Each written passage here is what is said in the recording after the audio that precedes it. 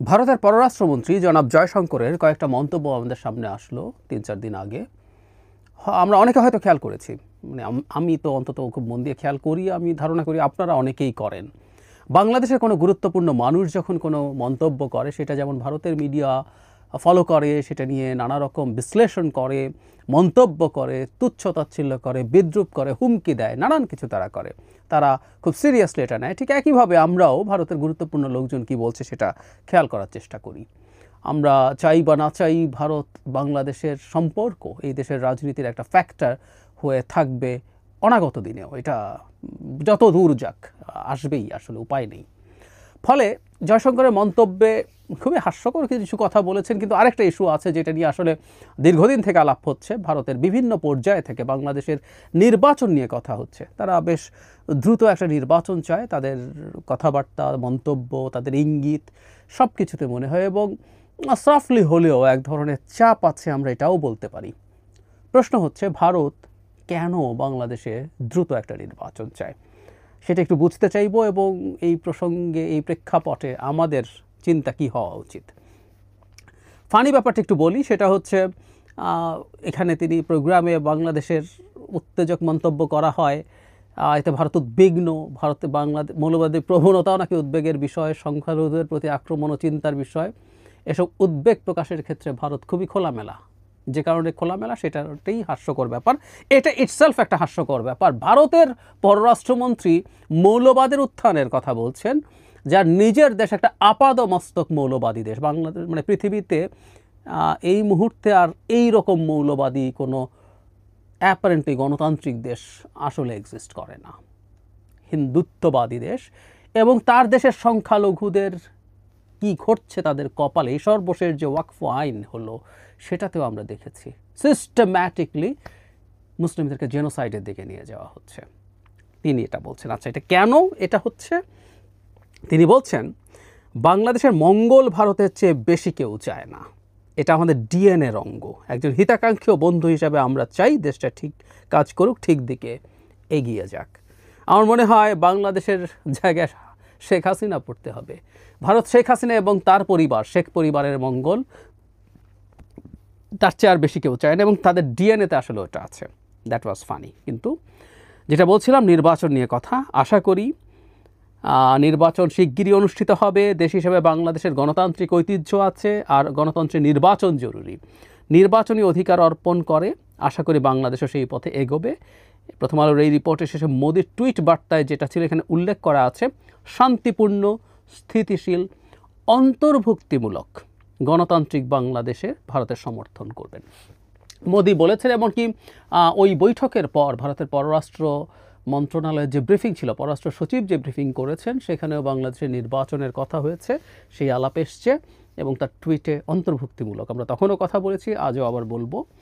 এবং আমরা খেয়াল করব, মানে অন্তত দুবার ভারতের সেনাপ্রধান গণতান্ত্রিক বা নির্বাচিত সরকারের সাথেই ভারতের সম্পর্ক স্বাভাবিকীকরণ হবে, এই ধরনের একটা আলাপ ভারতের সেনাপ্রধান করেছেন। মানে ভেরি আনইউজুয়াল। ভারতের সেনাপ্রধান এই ধরনের রাজনৈতিক ধরনের বক্তব্য বা মন্তব্য করতে সাধারণত দেখা যায় না। ফলে ভারত এই আলাপটা করছে। এখন কি কি উদ্দেশ্য থাকতে পারে, কোনো যুক্তি কি আদৌ আছে কি না, নাকি তাদের যে ভেতরকার চিন্তা, যে তাদের প্রিভিয়াস যে হেজিমনি, সেটাকে এনশিওর করার জন্য তারা নির্বাচন চায়। প্রথমে একটা কথা একটু বলা ভালো। আমি একবার বেশ কিছুদিন আগে ভারতের একটা চ্যানেলে একজন মিলিটারি স্পেশালিস্ট, উনি মিলিটারিতে ছিলেন, তিনি বর্তমান সরকারের সাথে ডিলিং নিয়ে একটা প্রবলেমের কথা বলছিলেন। প্রবলেমটা হচ্ছে এই রকম, যে এই সরকারের অনেকগুলো পাওয়ার সেন্টার আছে তার ভাষ্য মতে, সরকার আছে, স্টুডেন্টরা আছে তার ভাষ্য আবারও বলছি, এবং সেনাবাহিনীও খুব আলাদা কিছু সেভাবে না হলেও ঠিক টিপিক্যাল সময় একটা সেনাবাহিনী যেভাবে থাকে, আমাদের সেনাবাহিনী এখন সেইভাবে নেই, এটাও সত্য কথা। সেনাবাহিনীও টু সাম এক্সটেন্ট বেশ কিছু পাওয়ার হোল্ড করে, এবং স্বতন্ত্রভাবে সেটা করে, যেটা সরকারের সাথে সবসময় অ্যালাইন্ড নাও হতে পারে। সো অন্তত 3টা পাওয়ার সেন্টার বাংলাদেশে এই মুহূর্তে আছে, যেটা এই সরকারের সাথে ডিল করতে সমস্যার কারণ বলে ভারত বলছে। আমার কাছে খুব অযৌক্তিক এই জিনিসটা মনে হয় না। মানে ভারতের একটা পয়েন্টকে যৌক্তিক বলা ডাজন্ট নেসেসারিলি মিন যে আমি ভারতের এজেন্ডা নিয়ে মাঠে নেমেছি, অনেকে বলছেন। যাই হোক, আমার ট্র্যাক রেকর্ড যারা প্রিভিয়াসলি দেখেন জানেন, তারা খুব ভালো মতোই জানেন। যাই হোক, ভারতের এই কথাগুলো কিছুটা হলেও সত্যতা আছে, কারণ প্রায় বলে যে এদেশে তো আমরা বসবাস করি, আমরা থাকি, তাই আমরা আসলে জানি। বিশেষ করে সরকারের সাথে স্টুডেন্টদের, এই গণ অভ্যুত্থানে যারা সামনের সারিতে ছিলেন, যারা ফর্মালি ক্ষমতায় আছেন, এর বাইরেও একটা ইনফর্মাল পাওয়ার সেন্টার তৈরি হয়েছে, বা অন্য দলেরও থাকতে পারে, অন্য দলেরও আছে, সম্ভবত আছে। তো যদি থাকে, হোয়াট এভার ইট ইজ, একটা আলাদা পাওয়ার সেন্টার সরকারের বাইরে একটা, দুটো, তিনটে থাকলে পরিস্থিতি আরও জটিল। সুতরাং এই সরকারের সাথে ডিল করা সোজা না, এটা একটা রিজন হতে পারে।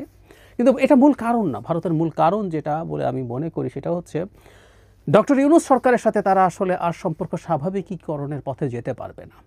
শেখ হাসিনা পতনের ইমিডিয়েটলি পরেই যেহেতু এই সরকারটা এসছে, ভারতের যে প্রাথমিক ধাক্কা, তার একেবারে বেহুশ হয়ে পড়ার মতো অবস্থা, তার কিংকর্তব্য বিমূঢ় হয়ে যাওয়ার অবস্থাটার সময় ডক্টর ইউনূসের সরকারের সাথে তার কনফ্লিক্ট লেগেছে, এবং ডক্টর ইউনূস এক ফোঁটা ছাড় দেননি। আমরা এই কারণে খুবই গর্ববোধ করি। আমি প্রায়ই বলি যে ডক্টর ইউনূসের একটা জিনিস যদি কাউকে মনে রাখতে হয়, সেটা হচ্ছে এটা, একটা স্বাধীন পররাষ্ট্রনীতি উনি ভারতকে দেখিয়েছেন। এবং ভারত ভেবেছিল চাপ দিয়ে, তার ভিসা বন্ধ করে দিয়ে, আমাদের নিজের নাক কেটে তো সে তার আমাদের যাত্রাভঙ্গ করার চেষ্টা করেছে। তাদের বিজনেসে সিরিয়াস ক্ষতি হয়েছে, তাদের চিকিৎসা, আমাদের শপিং, আমাদের বেড়াতে যাওয়া, আমাদের স্টুডেন্টরা যাওয়া, নানাভাবে তারা সাফার করেও আমাদের ক্ষতি করার চেষ্টা করেছে। কিন্তু আমাদের সরকার মাথা নোয়ায়নি। সরকার যথেষ্ট স্ট্রেংথ দেখিয়েছে, এবং আমাদের এই রিঅ্যালাইনমেন্ট ভারতকে করতে হবে এই বার্তা দেওয়ার চেষ্টা করেছেন। ফলে ডক্টর ইউনূসের সাথেই এই ভারতের সংঘাত হয়েছে, এবং ভারত যেহেতু সত্যিকার একটা পরাশক্তি হয়ে ওঠার মতো কোনো মানসিকতা রাখে না, আই রিপিট, সে শক্তি মানে সত্যিকার একটা পরাশক্তি, সেটা রিজিওনাল হোক, পরবর্তীতে কোনো কালে গ্লোবাল হোক, সেই মানসিকতা সে রাখে না। তার প্রমাণ হলো সে অত্যন্ত তুচ্ছ ব্যাপারে ইগো নিয়ে থাকে। মানে আমাদের তো ছোটোবেলায় যেমন ছিল যে একজনের সাথে কথা বলবো না তো বলবো না, বহু বছর কথা বলবো না, বলিনি, আমাদের অনেকের জীবনে আছে, আড়ি নিয়েছি। ভারত ব্যাপারটা এই রকমভাবে দেখছে। ডক্টর ইউনূসের সাথে তাদের প্রাথমিক চেষ্টায় তারা যখন দেখেছে ডক্টর ইউনূসকে এভাবে কাবু করা যাবে না, উচিত ছিল তার সাথে কোলাবোরেট করা শুরু করা, কিন্তু না, তারা এখনও ঠিকঠাক মতো করছে না। খুবই বলার পরেও মোদি বসেছেন, কিন্তু আসলে তারা নানান রকম, এই যে ট্রান্সশিপমেন্ট বাতিল করে আবার বার্তা দিলেন যে আমি কিন্তু তোমার সাথে পুরোপুরি স্বাভাবিক পথে যাচ্ছি না। ফলে এই সরকারের সাথে ভারতের ইগোর কারণে, একেবারে তৃতীয় শ্রেণীর শিশুতোষ ইগোর কারণে এই সরকারের সাথে সে আসলে আর কাজ করার মতো অবস্থায় নেই। ধরুন, ভিসা বন্ধ রেখে তার তো যথেষ্ট ক্ষতি হচ্ছে, সে এই সরকারের সময় এগুলো আসলে নর্মালাইজ করবে না। নতুন একটা সরকারের সাথে কিন্তু সে এগুলো ছেড়ে দেবে, কারণ এতে তারও ক্ষতি হচ্ছে, আমাদের যেমন ক্ষতি হচ্ছে তাদেরও বিশাল ক্ষতি হচ্ছে। এবং যে ক্ষতিটা বারবার বলছি যে অল্টারনেটিভ তৈরি হয়ে যাচ্ছে। চিকিৎসার নিয়ে আমরা বিকল্প চিন্তা করা শুরু করেছি, আমরা চায়নার সাথে শুরু করেছি, চায়নার কুনমিংয়ে হসপিটাল চাইছি, চায়না বাংলাদেশে বড় বড় হসপিটাল বানাবে, এই বাজারটা ধরার জন্য এই আলাপগুলো শুরু হয়েছে। ইনফ্যাক্ট বাজার থাকলে কেউ না কেউ আসবেই, কোনো রকম কোনো সন্দেহ নাই। আর এই দেশের মানুষ যদি ভারতে গিয়ে যে খরচ হয়, সেই খরচে বাংলাদেশে বিদেশি কোনো প্রতিষ্ঠান সে কোনো হসপিটাল তৈরি করে একই খরচে চিকিৎসা দিতে পারে, বাংলাদেশ সেটা নেবে না কেন? সো এটা আছে।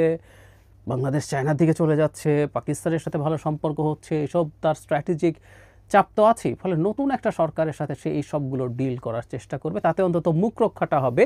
সে একটা নতুন ফ্রেশ সরকারের সাথে এই কাজটা করতে চায়, এটাই হলো প্রধান কারণ বলে আমি মনে করি। ফলে সে চায় একটা নতুন সরকার আসুক, নির্বাচন হওয়া মানে একটা নতুন সরকার আসা। আরেকটা জিনিস তারা হয়তো সম্ভবত চিন্তা করে, সেটা হচ্ছে নতুন একটা গণতান্ত্রিক নির্বাচন হলে যে সরকার আসবে, আপাত দৃষ্টিতে মনে হচ্ছে সব ঠিকঠাক থাকলে বিএনপি নির্বাচনে জিতে যাবার কথা। এখন হয়তো কত সিটে জিতবে, কত বেশি সিট পাবে, সেই ডিবেট হতে পারে। সো সেই বিএনপিতে একটা বড় দল, নানা রকম মানুষ আছে। সুতরাং ভারত বাংলাদেশের সাথে সম্পর্ক রক্ষার জন্য বিভিন্ন জায়গার বিভিন্ন রকম নেতৃবৃন্দের সাথে তার সম্পর্ক তৈরির চেষ্টা করতে পারে, সে মনে করছে, ভারত ধারণা করছে বলে আমি মনে করি আর কি। কিন্তু এটাও যে খুব বেশি ফলপ্রসূ হবে তা আমি মনে করি না। বাংলাদেশে ভবিষ্যতের রাজনীতি, আমি প্রায় বলি কথাটা, ডক্টর ইউনূস এই বেঞ্চমার্ক যে জায়গায় নিয়ে গেছেন, ভারতের সাথে সম্পর্কে নর্মালাইজেশন লাগবে, কিন্তু ভারতের সাথে মানে শেখ হাসিনা দূরেই থাকুক, শেখ হাসিনার অর্ধেক বা 1/4 শেখ হাসিনা হওয়াও কারো পক্ষে সম্ভব হবে না। কিন্তু ভারত মনে করছে হয়তো বিএনপি যদি ক্ষমতায় আসে বা অন্য কোনো দল যেটাই আসুক তার সাথে তাদের এক ধরনের কারো সাথে পুরো অংশ না হলেও একটা বড় দলে তো অনেক রকম নেক্সাস থাকে, কোনো একটা নেক্সাসের সাথে সে সম্পর্ক তৈরি করতে পারবে এবং সম্পর্ককে তার স্বার্থে নিয়ে আসার চেষ্টা করতে পারবে। আরেকটা বড় কারণ আছে আমি বলে মনে করি, সেটা হচ্ছে তারা এই যে অন্তর্ভুক্তিমূলক বলছি ইনক্লুসিভ ইলেকশনসের কথা, তারা মনে করে নির্বাচন যত দ্রুত এগিয়ে আনা যাবে আওয়ামী লীগকে মাঠে তত নামানো সহজ হবে। এই মুহূর্তে আওয়ামী লীগ মাঠে নামতে পারছে না। সত্যিকার অর্থেই নির্বাচনে যদি আওয়ামী লীগ পার্টিসিপেট করার ঘোষণা দেয় এটা একটা পরিস্থিতি তৈরি করবে। আমি যদিও ব্যক্তিগতভাবে মনে করি, আমি আগে একটা ভিডিওতে বলেছি, বিদ্যমান প্রেক্ষাপটে আওয়ামী লীগের ইলেকশনে মানে যদি তাদেরকে শতভাগ সিকিউরিটিও দেওয়া হয় তাদের নির্বাচনে না যাওয়াটাই আসলে ভালো হবে, কারণ তাদের ডিজাস্টার হবে এবং একটা ফ্রি ফেয়ার অ্যাকসেপ্টেবল ইলেকশনসের ডিজাস্টার হওয়ার পর সেই পলিটিক্যাল ক্ষতি তাদের কাটিয়ে উঠতে অনেক কঠিন হয়ে যাবে। যাই হোক, আমরা ধরে নিলাম সেটা হবে না, তারা রেদার আরেকটা কারণেও মাঠে নামার চেষ্টা করতে পারে, সেটা হচ্ছে তারা প্রার্থিতা দিল, মাঠে নামলো, মাঠে গোলযোগ হলো এবং এই গোলযোগ হওয়াগুলোই আসলে তাদের পলিটিক্যাল ক্যাপিটাল হিসাবে ভবিষ্যতে ইউজড হতে পারে। ভারত এগুলো অনেক গুণ অ্যাম্প্লিফাই করবে, গ্লোবালি সেল করবে, এই চেষ্টা তারা করতে পারে। ফলে আওয়ামী লীগকে অ্যাজ আর্লি অ্যাজ পসিবল যদি ইলেকশন হয় আওয়ামী লীগকে মাঠে নামানো যাবে এবং আওয়ামী লীগ ওখানে তারা চাইবেন, আমি মনে করি আওয়ামী লীগ মার খাক, আওয়ামী লীগ যদি মার খায় সেগুলো নিউজ হবে, সেই নিউজ তারা বিভিন্ন জায়গায় পাঠানোর চেষ্টা করবেন এবং নির্বাচনের মধ্যে একটা গোলযোগ তৈরি করে সেটা আওয়ামী লীগকে একটা পলিটিক্যাল বেনিফিট দেওয়ার সম্ভাবনা তৈরি করবে বলে তারা ভাবছে সম্ভবত। কারণ তারা বারবার ইনক্লুসিভ বলছেন, তার মানে শেখ হাসিনা ইন্ডিয়াতে আছেন এবং শেখ হাসিনার সাথে নিশ্চয়ই তাদের এই আলাপ হয়েছে যে শেখ হাসিনা ইলেকশনে যাচ্ছে। আওয়ামী লীগকে যদি ব্যান না করা হয় তাহলে আসলে আওয়ামী লীগ তার মার্কা সহই নির্বাচনে যেতে পারবে। এখন পর্যন্ত আমাদের যে প্রেক্ষাপট, আমাদের এর মধ্যে বিভক্তি আছে, তাকে ব্যান করা উচিত কি অনুচিত আমাদের কনসেনসাস নেই, কিন্তু সরকার কিন্তু স্পষ্টভাবে বলে দিয়েছেন। আমাদের প্রধান উপদেষ্টা এই কিছুদিন আগেই, আমাদের নিশ্চয়ই মনে আছে, ইন্টারন্যাশনাল ক্রাইসিস গ্রুপের একটা প্রতিনিধি দলের সাথে কথার প্রসঙ্গে জানিয়েছেন আওয়ামী লীগকে নিষিদ্ধ করার কোনো পরিকল্পনা সরকারের নেই, ক্লিয়ারলি বলে দিয়েছেন। তো এখন পর্যন্ত আওয়ামী লীগ নিষিদ্ধ হচ্ছে এটা মনে হচ্ছে না, সো তারা নির্বাচনে আসতে পারে এবং ভারত মনে করছে নির্বাচন যত দ্রুত এগিয়ে আসবে সেটা ভালো হবে, প্লাস নির্বাচনের পর যে সরকার ক্ষমতায় আসবে তার অধীনে আওয়ামী লীগ বেটার তার পলিটিক্যাল গ্রাউন্ড পেতে পারবে। ভারত হিসাব বা চিন্তা এগুলো করছে। তার চিন্তা সফল হবে কিনা যে ডিফারেন্ট ডিসকাশন, কিন্তু যে সরকারের সাথে তার সম্পর্ক যথেষ্ট খারাপ হয়ে গেছে সেই সরকারের সাথে আসলে আর তার ওই যে বললাম তার শিশুতোষ ইগো নিয়ে কাজ করতে পারবে না, তাই সে নির্বাচন চায়। এখন ভারতের এই নির্বাচন চাওয়ার সাথে আর কেউ যদি নির্বাচন চায় সেও ভারতের হয়ে গেছে, ভারতের হয়ে দালালি করছে, কেন মানে তার কাছে বিক্রি হয়ে গেছে, এই ধরনের ন্যারেটিভ মাঠে আনার চেষ্টা হচ্ছে। এটা নিয়ে আরেকদিন কথা বলবো, তবে একটা প্রশ্ন করে শেষ করি। ভারত নির্বাচন চাইছে বলে নির্বাচন চাওয়া যাবে না, এই আলাপ কেউ করছেন যে ভারত যা বলছে তার উল্টোটা করতে হবে, সেটাই আমাদের জন্য কল্যাণকর। আমরা ধরে নিলাম ডক্টর ইউনূস 5 বছর ক্ষমতায় থাকলেন এবং বা যতদিন সক্ষম আছেন ক্ষমতায় থাকলেন, নির্বাচন হলো না, ততদিন ভারতে নির্বাচন করতেই থাকলো।